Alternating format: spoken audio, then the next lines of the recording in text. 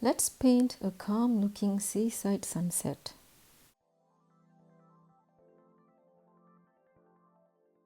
So hello everyone and welcome back to Run My Arts watercolor tutorial series.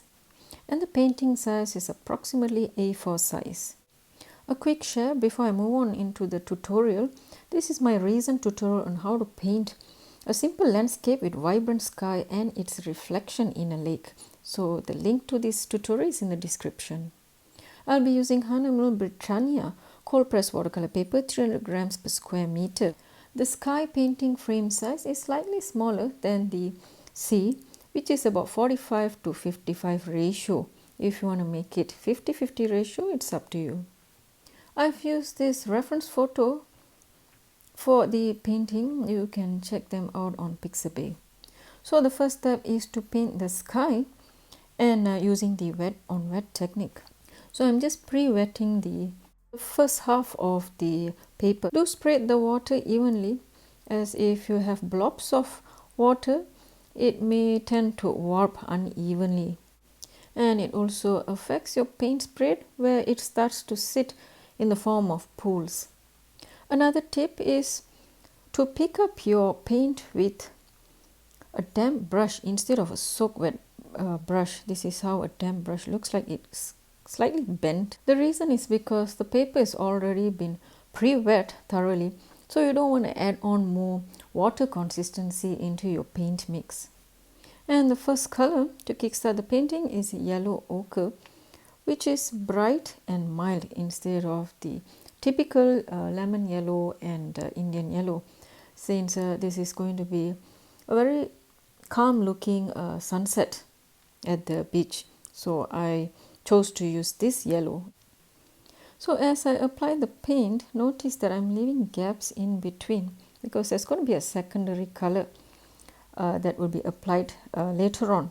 So I don't prefer the yellow ochre to mix too much with the secondary color, and this is also a way to maintain some white gaps in between, or white sky look. So cobalt blue light, this is the color that I'm going to use for the secondary color mix, and this paint has got a score of 5-star for light fastness, which means it is quite resistant to fading over time and also exposure to light. So if you're new to watercolors, then I would suggest you to check out my watercolor guide video, and I'll leave the link to this video in the description. So the second color for the sky is going to be gray, and I'm mixing the cobalt blue light that I showed earlier with a little bit of burnt sienna to arrive at this gray shade. If you prefer to use a ready-made gray, as in Payne's gray, go ahead. But usually I use these two paint to mix my gray, as you have more control on the tonal values. So if you want a very bluish hint in your gray shade, then there's going to be more blue ratio in your paint mix. And if you want it to be slightly darker gray, then you will increase the amount of burnt sienna in your paint mix. So you're not stuck with a particular gray paint. Instead, you have a variation in your gray mix, and that makes your painting more interesting. So as I apply the paint, you notice I'm filling up those gaps that I left earlier in this video when I was applying the yellow ochre, simply because, as I say, I want a very minimal paint mixing between the yellow ochre and the gray, and also once again leaving in gaps, as I would like to maintain brightness in the sky, as in white sky or clouds. And for minimal paint application, I am using the tip of the brush bristle, so that there won't be too much of paint spread. And at this moment, I'm just trying to experiment the paint application using an extra long rigger brush. As you can see here, this is by Da Vinci. Since it has an interesting shape and texture, I thought of just applying the gray paint mix using this brush, trying to create some shapes that mimics a cirrus cloud I'm sure you would have noticed, instead of that typical fluffy clouds, there are all clouds with long streaks and soft appearance. So I'm just trying to create that look using this rigger brush. So you don't have to follow whatever I'm doing here. It's just part of my experiment on this painting.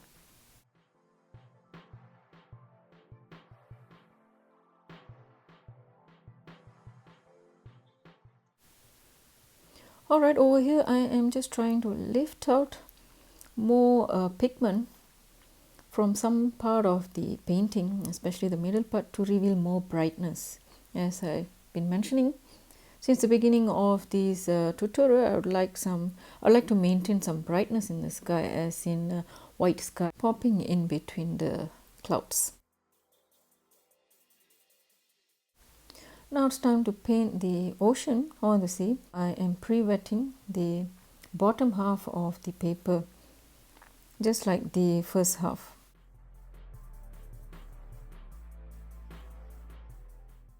So as for the sea color, I'm just trying to create a similarity between the reference photo, and I realized that this could be a light teal, which is a mix of viridian, bright green, mixed with the earlier gray shade that I used to paint the sky. So as I mix these two colors, you can see bluish green tone, a common color that you see in the deep ocean or sea. It's just that as I increase the amount of burnt sienna which I used to create that gray shade, you get a light teal. And as you can see, I'm just smoothly spreading or applying the paint on the pre-wet surface, trying to maintain that border or the meeting line between the sky and the sea. So basically it's just a normal wash or application of the paint on the paper. And over here I'm mixing yellow ochre with a little bit of sapphire to get a dull yellow. You can even use burnt umber to mix in these two colors to get a very earthy or sandy shade. And I'm using this to paint the beach sand. And a little bit of yellow ochre, just the yellow ochre alone, here and there onto the sea surface, just to create a little bit of that reflection from the sun.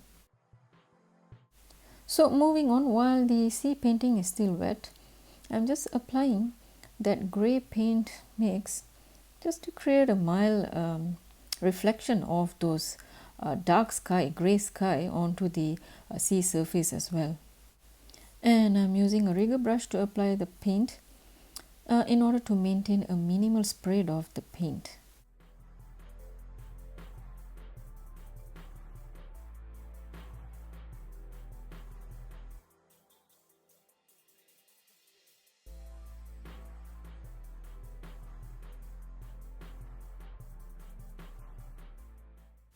So I'm done with the first layer of painting, and before I allow this entire painting to dry completely, I'm going to just clean up the borders on the masking tape.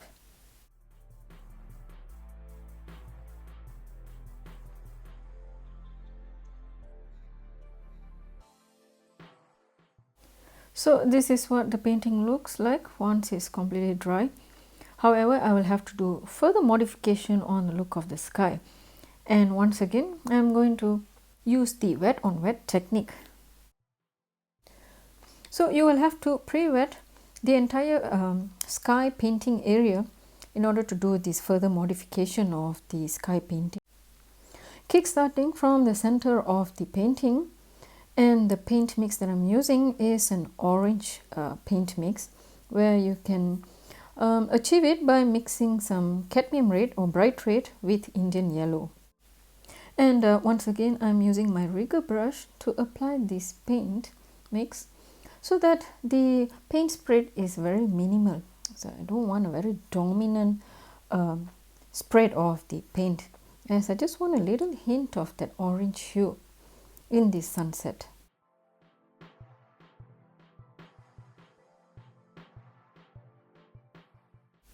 The next paint mix is going to be the same grey that I used to paint the grey sky or clouds in the first layer.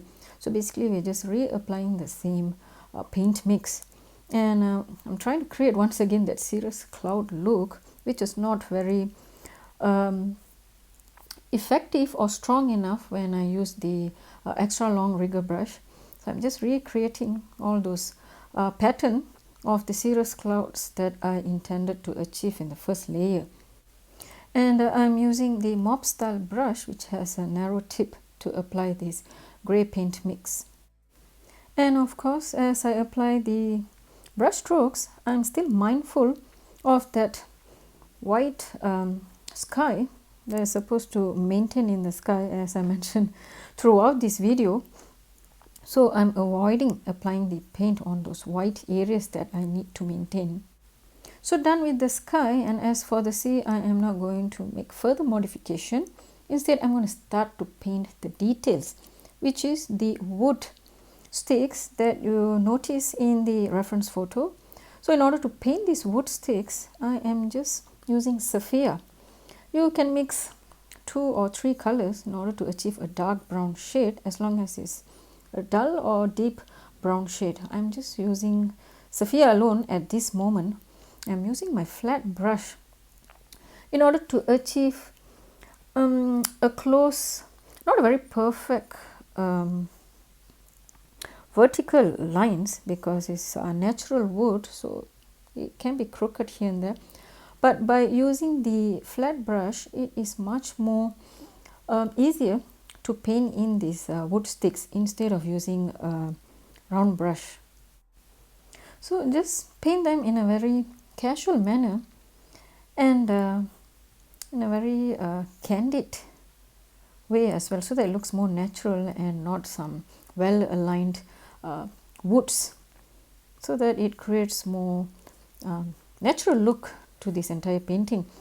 And the second color that I'm introducing in this wood stick painting is a little bit of black, just to create some contrast that creates an impression of shadow or some wetness on the wood.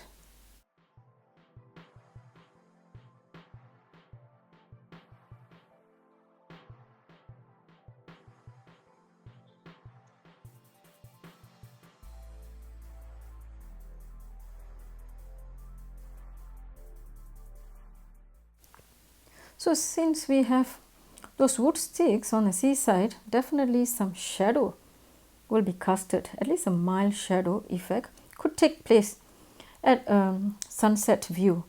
So I am pre-wetting partly the bottom half of the painting area, especially those right beneath those wood sticks and the sand area.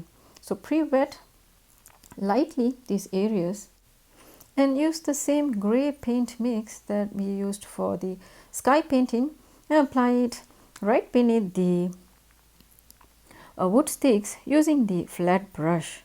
And don't have to be too sharp, just mildly. And since this is a shadow casted on a water surface, so you can expect some crooked lines in your shadow as well.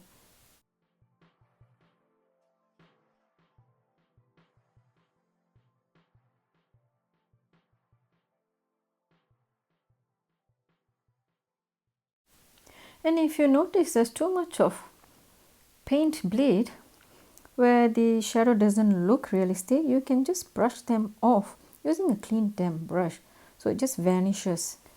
Since this is a wet on wet painting, but if you have applied it on a dry surface, it could take more effort to clean up those staining. And over here I am just cleaning up all those hard edges or hard line marks by just brushing them off using a clean damp brush.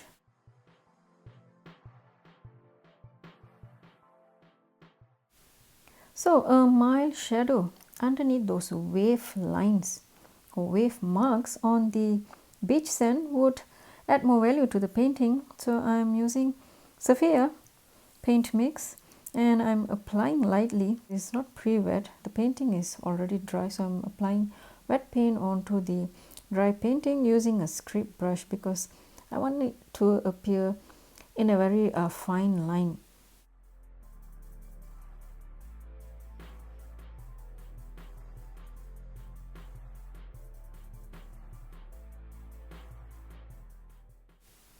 Also, extending the brush strokes onto the water surface, where it automatically creates an impression of the sea water ripples.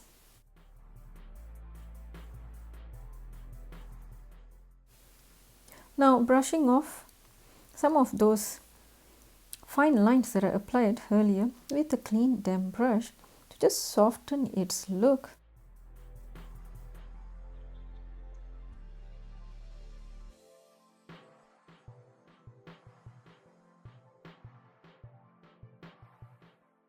So I am applying more of the Sophia paint using my rigger brush to just create some marks on the beach sand to create an impression of uneven sand due to footprints or the beach waves, stones and so on.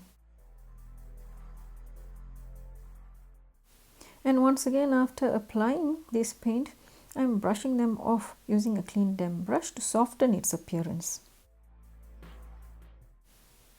So I need to create some marks or patches on the wood sticks so it appears more natural instead of just appearing dark. I am going to use pit pastel in white shade just to create this effect. Can even call it as a highlight. I don't really see it as a highlight since they are against the sunlight, so I can't really call it a highlight, but some patches where you usually notice on the tree barks and the wood surface, especially damp or wet ones. So if you're not a fan of this effect, then you can totally skip this step and maintain it as dark wooden sticks. But if you would like to achieve this effect, you can use a pastel pencil, or if you have other form of pastel as in soft pastel or hard pastel, you can use them, or chalk. Even a gouache paint works well for this effect. So how do you like the look of the wood sticks after applying the white markings or patches? So basically it is the end of my tutorial. I'm just peeling off the masking tape. And if you find this tutorial interesting and helpful, then do hit the like and share button, and subscribe to my channel if you haven't. So there are more tutorials for you to check out, and I'll leave the links in the description. I'll see you in another tutorial. Bye.